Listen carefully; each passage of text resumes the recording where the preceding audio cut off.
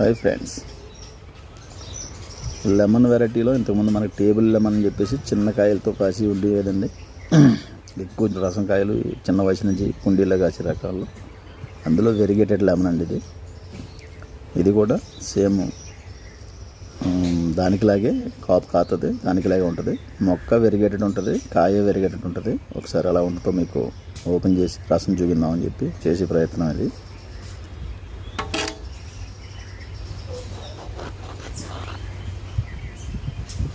ఇదిగో light orange కలర్లో ఉంటుంది.